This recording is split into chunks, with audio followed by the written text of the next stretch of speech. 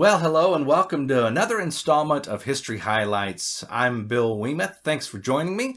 Always lots to prowl through over at historyhighlights.com, but today we are going to look at a Library of Congress feature that talks about gold being discovered in the Klondike area of Canada's Yukon Territory and what an impact it made on the growth of that region and the growth of America as it moved towards Alaska.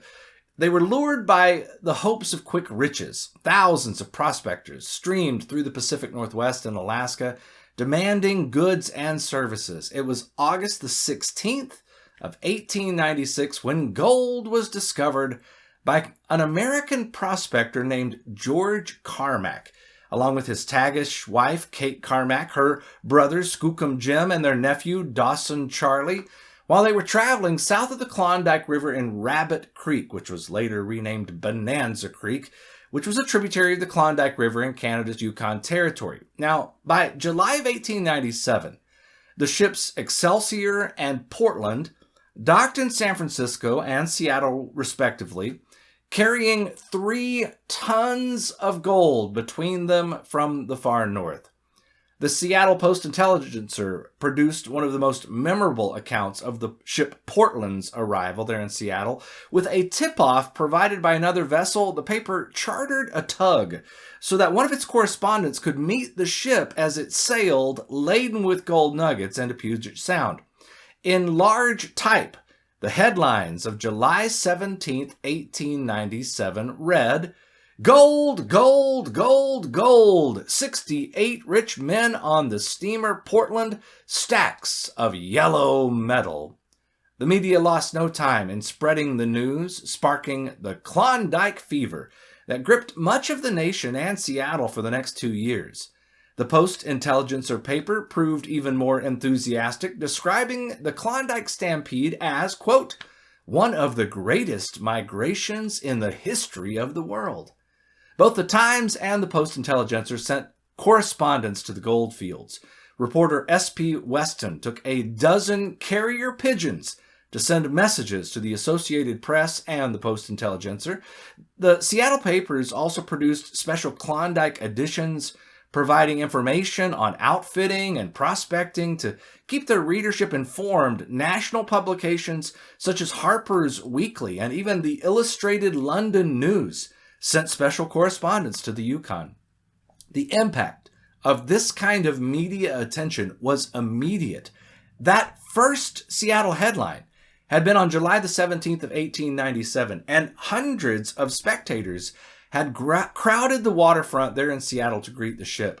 The following day, on July the 18th of 1897, just one day after the Portland had arrived, another steamer, the Alki, departed for the Yukon, filled to capacity with miners and 350 tons of supplies.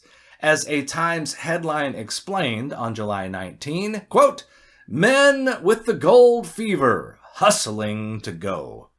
So strong was the lure of the Klondike that cities along Puget Sound had difficulty retaining employees.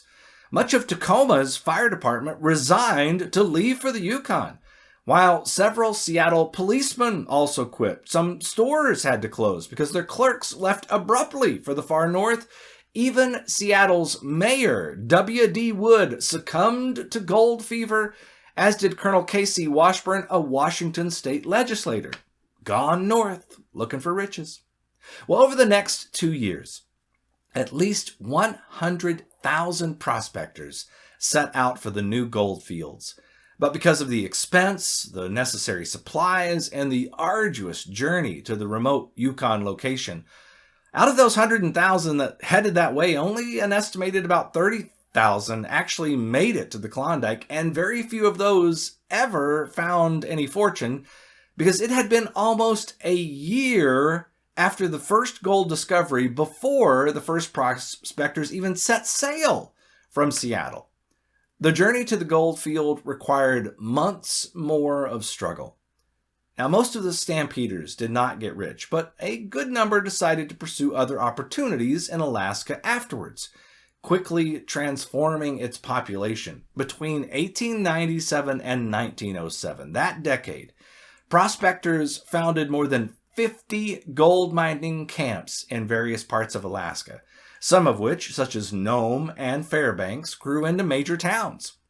In the early years of the 20th century, railroad lines began to link the mines and the ports. Then, between 1915 and 1923, the Alaska Railroad was built, and Anchorage was founded as its construction base. Then, to celebrate the completion of the construction of the railroad, stretching all the way into the interior to Fairbanks, President Warren Harding in 1923 traveled to Alaska's vast interior to drive in the ceremonial final spike. By the early 20th century, the Russian presence in Alaska seemed a distant past. But the region's pathway to statehood stretched on until 1959.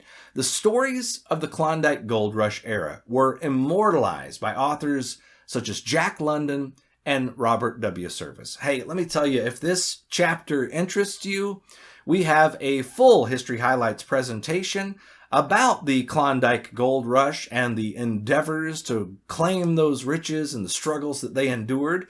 It is also a part, by the way, of our Alaska virtual cruise, where you can get 30 plus different videos guiding you port by port and day by day, right along a cruise along the Inside Passage. I hope you are savoring every moment of your day and that it is bringing you riches worth as much as gold. I'm sure pleased to have you with me. Thanks for joining me, and I look forward to seeing you in another episode of History Highlights.